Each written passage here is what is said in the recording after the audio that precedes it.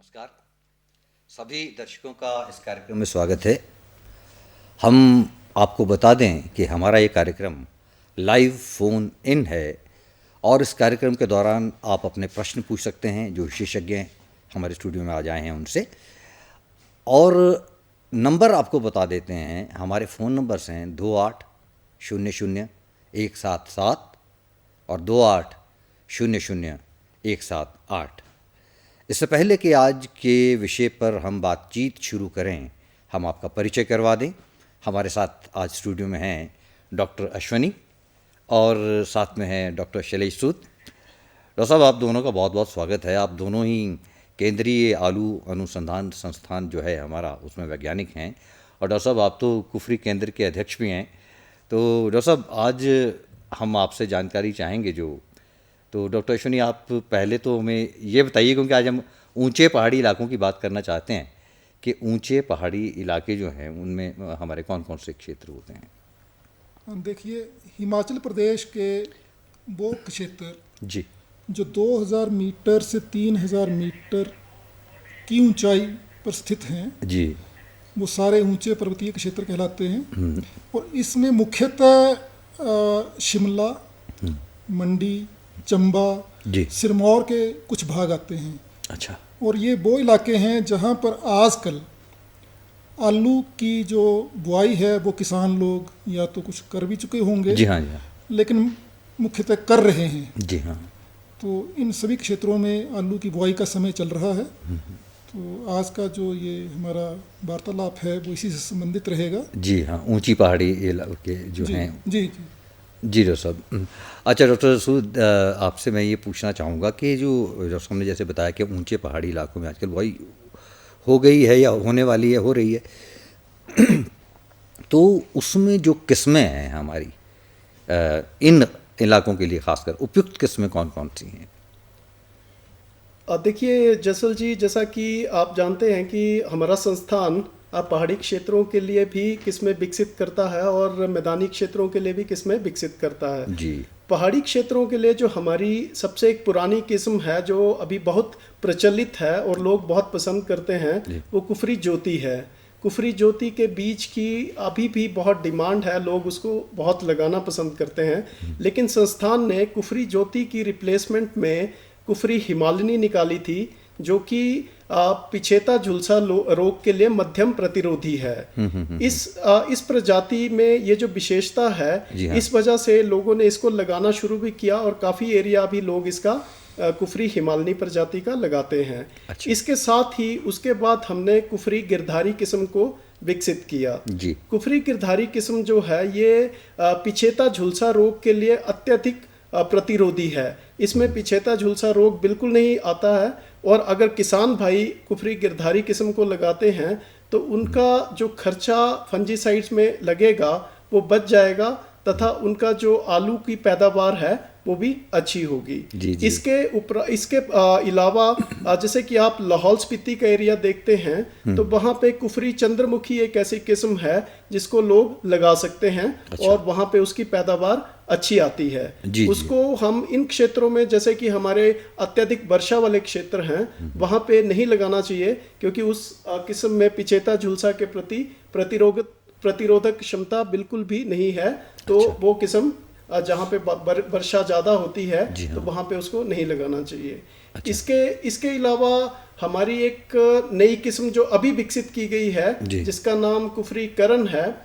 इस किस्म की आप ये समझिए कि इसमें बहुत अत्यधिक विषाणु रोगों के लिए प्रतिरोधक क्षमता है। अच्छा। इसके साथ साथ ही इसमें जो पोटैटो सिस्ट नेमेटोड अभी नई बीमारी आई है उसके लिए भी मध्यम प्रतिरोधक क्षमता है। साथ में ये पिछेता झुलसा के लिए भी प्रतिरोधक है। अच्छा। तो इस प्रजाति का बीज जो है अभी संस्थान 2-3 वर्षों के उपरांत जो है वो किसानों के लिए उपलब्ध करवा देगा। जो ये नई वैरायटी है बता रहे हैं, नई जो प्रजाति है कुफरीकरण। कुफरीकरण। जी डॉक्टर साहब।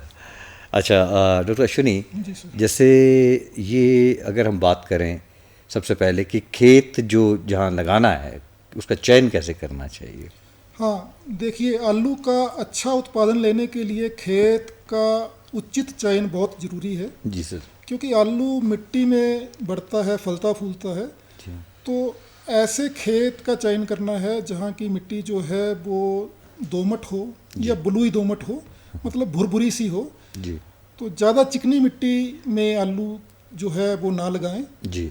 और दूसरा ऐसे खेत का चयन करना है जहाँ पर ढलान जो है वो कम हो, बहुत ज़्यादा ढलान नहीं होनी चाहिए खेत की, क्योंकि पहाड़ी के क्षेत्र है तो ढलान भी ज़्यादा महत्वपूर्ण है। जी।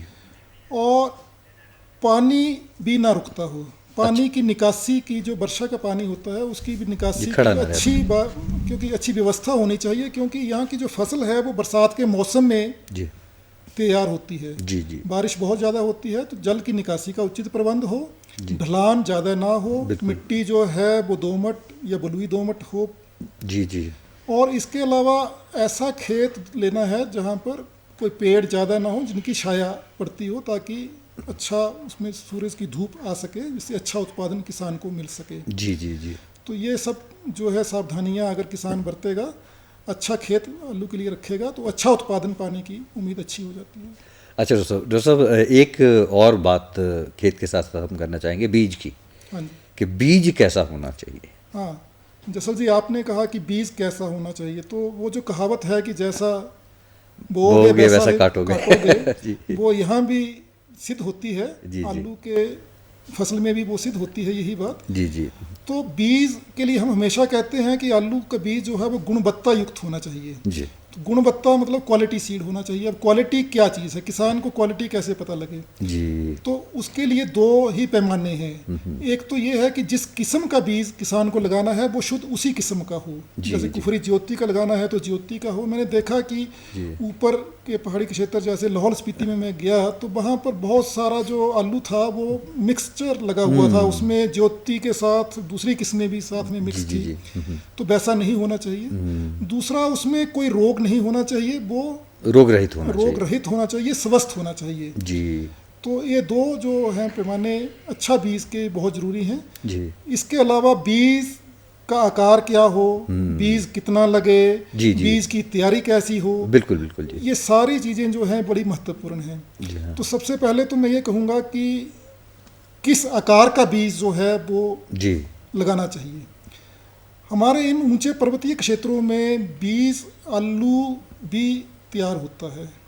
आलू दो पर्पज़ के लिए तैयार किया जाता है। कुछ लोग जो हैं सीधा भोज्य आलू के रूप में फसल उगाते हैं, जो मंडी में बेचना है, दूसरा बीज के लिए उगाते हैं। जी।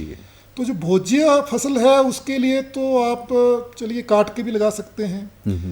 अन्यथा जो बीज वाली फसल है, जैसे अपने लाहौल स्पीति की बात करी या ऊंचे पर्वतीय क्षेत्र हैं, वहाँ पर जो बीज के लिए आलू जाता है वहाँ पर आलू के बीज को काटना नहीं चाहिए। अच्छा, ठीक है। पूरे का पूरा बीज लगाएं। इसलिए किसान को चाहिए कि वो 35 से 50 ग्राम के अगर बीज आकार मिलें तो वो उसको लगाए, क्योंकि उनको काटने की आवश्यकता नहीं रहती। अच्छा जी, ठीक है। बहुत बड़ा नहीं होना, बहुत बड़ा नहीं होना चाहिए, जैसे मुर्गी के अंडे के बराबर का साइज हो, ऐसी आकार के बीज लगाएं। दूसरा, जो भोज्य फसल है उसमें अगर आपके पास बीज आलू के जो आकार हैं बहुत बड़े हैं तो उनको काट कर भी लगाया जा सकता है। जी जी दोस्तों। और दूसरी बात अब ये है कि आकार की बात होगी कि 35 से 50 मात्रा। अगर इस आकार के बीज रहेंगे तो आपको 1 बीघा के लिए 2 से 2.5 क्विंटल बीज चाहिए होगा। अच्छा, आलू का, जो आपने 35 से 50 ग्राम बताया। तो 2 से 2.5 क्विंटल 1 बीघा के लिए और 25 से 30 क्विंटल 1 हेक्टेयर के लिए आपको बीज चाहिए है। जी जी जी। अब रही बात इसकी कि तैयारी कैसे करनी है। बीज लगाने से पहले उसको लगाना है तो तैयारी कैसे करनी है। बहुत से किसानों को या दूसरे लोगों को मैंने देखा है कि वो जो बीज वाले आलू हैं उसको भी वो बोरी में भर के ही रख छोड़ते हैं, गन्नी बैग्स के अंदर ही पड़ा रहता है। जी जी। जब लगाना है तो वो लेके चल पड़ते हैं, उस टाइम लगा देते हैं। जी जी जी। लेकिन इसका एक बीज का अच्छे से अंकुरित होना बहुत आवश्यक है। इसके बहुत फायदे हैं। अच्छा, अंकुरित कैसे करना है बीज को?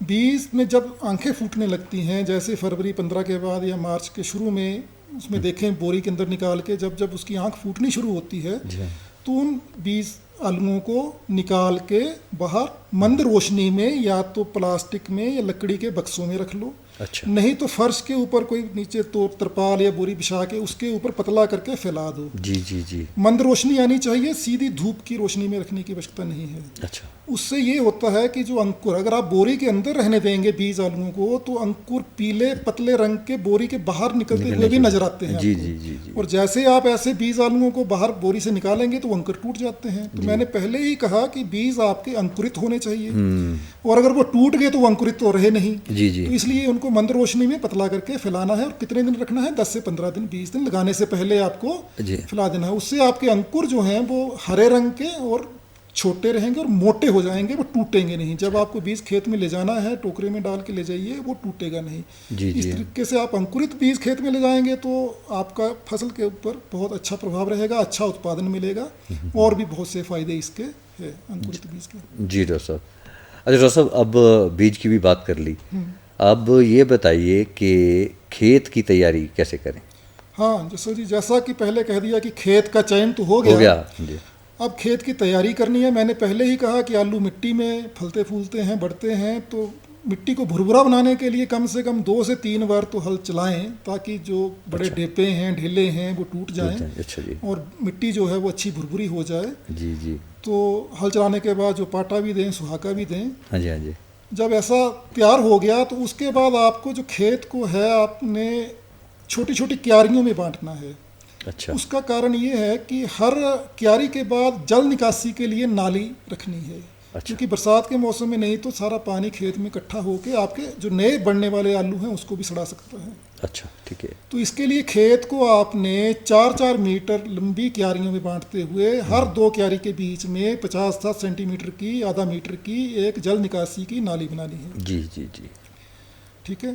अब इन क्यारियों में आपको आलू को लगाना है। ठीक ठीक ठीक है। और आलू को कैसे लगाना है? हाँ, लगाने की जो विधि है वो भी बहुत महत्वपूर्ण है। जी जी जी। जैसे मैंने कहा कि पहाड़ी के क्षेत्र है, खेत ढलानदार हैं, तो आपको जो है आपको आलू को जो लगाने की पंक्तियां बनानी है, कतारें बनानी है या लाइंस बनानी है, वो ढलान से विपरीत दिशा में बनानी है। अगर ढलान नीचे को खेत है तो इससे विपरीत अच्छा दिशा में बनानी है। बिल्कुल ठीक है, बिल्कुल ठीक है जी। उससे उपजाऊ भूमि का जो कटाव है बारिश से, जो आपने उसमें कोई खाद डाली है, कोई रासायनिक खाद डाली है, कुछ है, या गोबर की खाद डाली है, उसका कटाव जो है वो बच जाता है। जी जी जी। नहीं तो बारिश से अगर आप ढलान की दिशा में ही लाइन बना देंगे तो सारी उपजाऊ मिट्टी भी और जो रासायनिक खाद अगर आपने डाली है उसका नुकसान हो जाएगा, बह जाएगा। तो ढलान के विपरीत दिशा में आपको क्यारियों में लाइन बनानी है। लाइन की दूरी क्या हो, वो जो है वो 2 फीट लाइन से लाइन की दूरी रखनी है। 50 से 60 सेंटीमीटर की लाइन की दूरी होनी चाहिए एक लाइन से दूसरी लाइन। अच्छा जी ठीक है। उन लाइनों को आपने फिर खोदना है, गूल बनाने हैं। जी जी। और उसमें आपने अंकुरित बीज, जैसे मैंने कहा, उसको ले आके लगाना है। ठीक है। लेकिन बीज रखने से पहले उसमें आपको रासायनिक खाद की भी आवश्यकता रहती है। रसायन भी कुछ पहले डाले जाते हैं। हाँ।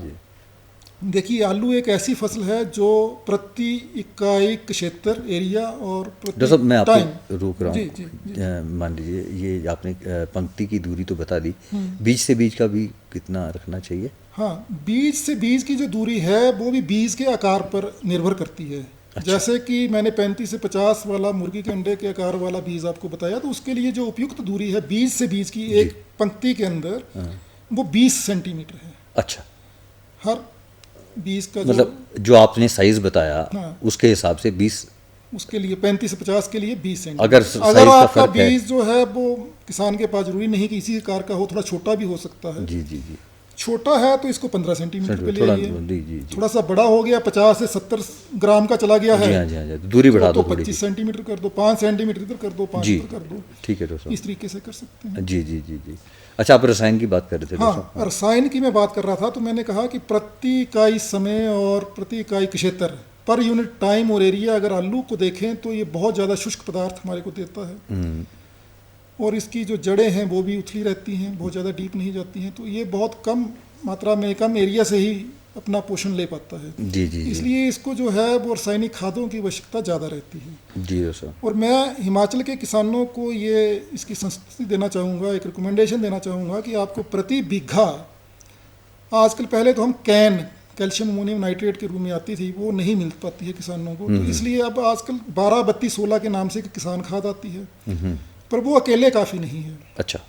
उसके साथ जो है आपको नाइट्रोजन को थोड़ा सा सप्लीमेंट और देना पड़ता है, कुछ जो है वो पोटाश का देना पड़ता है। तो 12-32-16 और यूरिया और म्यूरेट ऑफ पोटाश MOP, 3 खादों का मिश्रण बनाना है। अच्छा अच्छा अच्छा। और मिश्रण किस में बनाना, किस रेशो में बनाना है, तो आपको 1 बीघा के लिए आपको 25 किलो 12-32-16 किसान खाद चाहिए, और जो है वो 8-8 किलो जो है वो यूरिया और म्यूरेट ऑफ पोटाश चाहिए। ठीक है डॉक्टर साहब।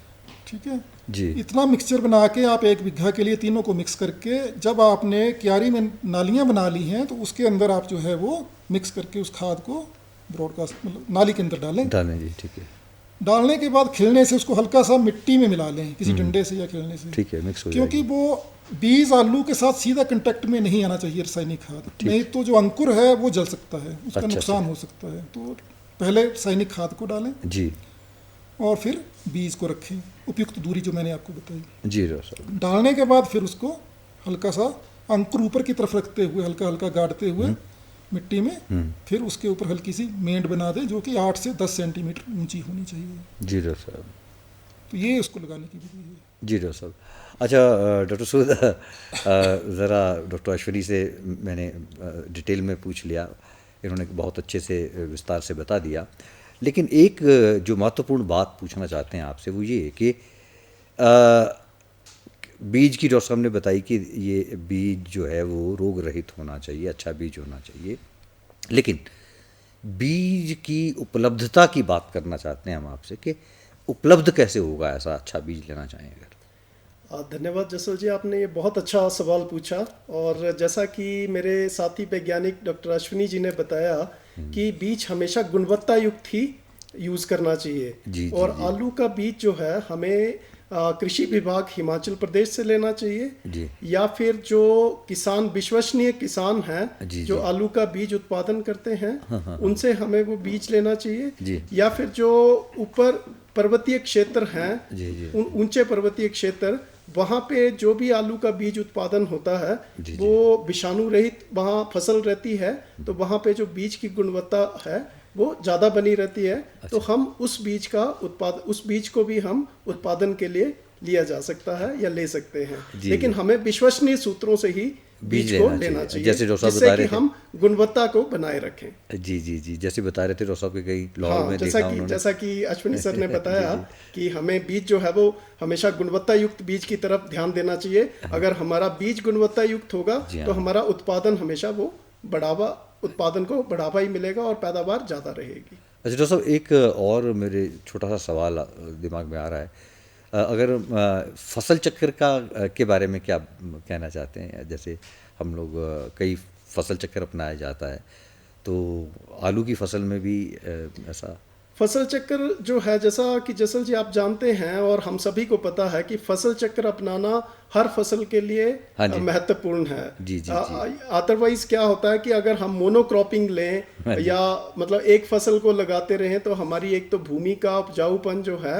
वो नहीं रहता है। हम जैसे आलू की फसल को लेने के बाद अगर हम जैसे कोई लेगुमिनस क्रॉप लें तो उससे क्या होगा कि आपके फसल मिट्टी की जो गुणवत्ता है उसमें नाइट्रोजन फिक्सेशन होगी और मिट्टी की गुणवत्ता उर्वरकता शक्ति जो है वो बढ़ जाएगी और हमारी अगली क्रॉप जब हम लेंगे तो उसमें पैदावार जो है हमारी वो बढ़ जाएगी। तो फसल चक्कर जो हैं वो बनाए गए हैं, आलू के लिए भी फसल चक्कर बनाए गए हैं कि कैसे कैसे कौन सी फसल हमें आलू के बाद लेनी है। तो उस तरह से हमें फसल चक्र को अपनाना चाहिए जैसा कि बताया गया है। और इसकी ज़्यादा जानकारी जो है मेरे साथी वैज्ञानिक डॉक्टर अश्विनी जी भी देंगे कि फसल चक्र जो हम अपना रहे हैं तो वो किस तरह से हम आलू में फसल चक्र को अपना रहे हैं जिससे कि हमारी पैदावार जो है आलू की वो बराबर बढ़ी रहती है। जी डॉक्टर साहब, जैसे अब इन्होंने डॉक्टर साहब ने फसल चक्र की तो बता ही दिया कि अपनाना चाहिए, उसके जो डॉक्टर साहब ने कहा इसके साथ साथ इसके एक महत्वपूर्ण फसल चक्र का जो योगदान है वो आलू के लिए ये है कि आलू मैंने कहा कि मिट्टी में पैदा होने वाली फसल है। जी जी। तो मिट्टी से अगर आप फसल नहीं बदलेंगे तो बहुत सारे रोग ऐसे हैं जो मिट्टी जनित हैं और आलू के कंदों पे आते हैं। और अगर आप फसल चक्र नहीं अपनाएंगे तो ये रोग जो है वो बढ़ते चले जाते हैं साल दर साल। जी जी जी। और आलूओं को जो उनका अपीयरेंस है, उनका लुक है, उनको मतलब जो शक्ल कह लीजिए हाँ जी, वो हाँ खराब होती चली जाती है, जी, जिसका अच्छा उनको फिर वो रेट नहीं मिल पाता किसान को भी। हाँ जी, तो जो मिट्टी जनित रोग हैं जैसे कि काली रूसी, काले काले से धब्बे हैं, साधारण खून है, कॉमन स्कैब कहते हैं, पाउडरी स्कैब हाँ जी, है, हाँ जी। तो ऐसी कई बीमारियां हैं, कुछ बैक्टीरिया हैं, कुछ जो हैं फंगल हैं।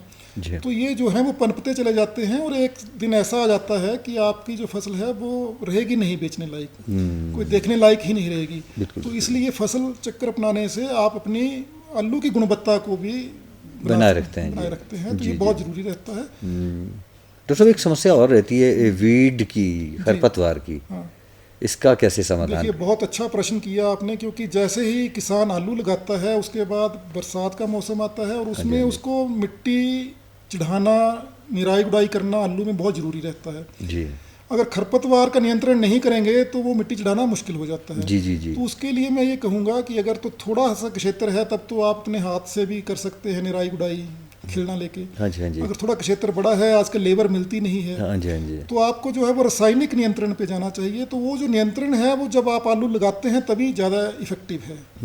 तो या तो आप आलू लगाने से पहले एक दवाई का छिड़काव कर लो खेत में, ठीक है। 1-2 दिन पहले, या फिर लगाने के बाद हफ्ते के अंदर अंदर, 1 हफ्ते के अंदर अंदर दूसरी दवाई है। तो लगाने से पहले वाली जो दवाई है उसका नाम जैसे पेंडीमेथिलीन हम यूज़ करते अच्छा, हैं। जी जी। पेंडीमेथिलीन जो है वो 40 ग्राम के हिसाब से, 40 ml के हिसाब से जो है वो आप डालिए। 60-70 लीटर पानी चाहिए होता है 1 बीघा में, तो 60-70 लीटर में 40 ग्राम पेंडीमेथिलीन यूज़ करके स्प्रे कर दीजिए। 2 दिन वेट करिए, फिर जो है वो आप जी। आलू लगाइए। अन्यथा आलू लगाने के बाद जो है 1 हफ्ते के अंदर अंदर या 10 दिन के अंदर अंदर आपको एक दूसरी दवाई है मेट्रीब्यूजिन, अच्छा जी। जो सेंकर के नाम से भी आती है, दूसरी कंपनी को दूसरे नाम से देती है। तो मेट्रीब्यूजिन जो है वो 70 ग्राम पड़ेगी 70 लीटर पानी में, मतलब 1 ग्राम 1 लीटर पानी के हिसाब से 7 दिन के अंदर अंदर छिड़काव कर दीजिए। तो आपको बहुत सारे खरपतवार का जो है नष्ट वो हो जाएंगे। नष्ट हो जाएंगे और जी, जी। बहुत अच्छा रहेगा। आपको निराई गुड़ाई करने में कोई समस्या भी नहीं आएगी, मिट्टी चढ़ाने में। जी डॉक्टर साहब, डॉक्टर अश्विनी और डॉक्टर शैलेश जी, आपने आज बहुत महत्वपूर्ण जानकारी हमारे दर्शकों को दी। हम आपका बहुत बहुत धन्यवाद करते हैं। और दर्शकों, अगले कार्यक्रम में एक नए विषय के साथ आपसे फिर मिलेंगे। तब तक के लिए धन्यवाद, नमस्कार।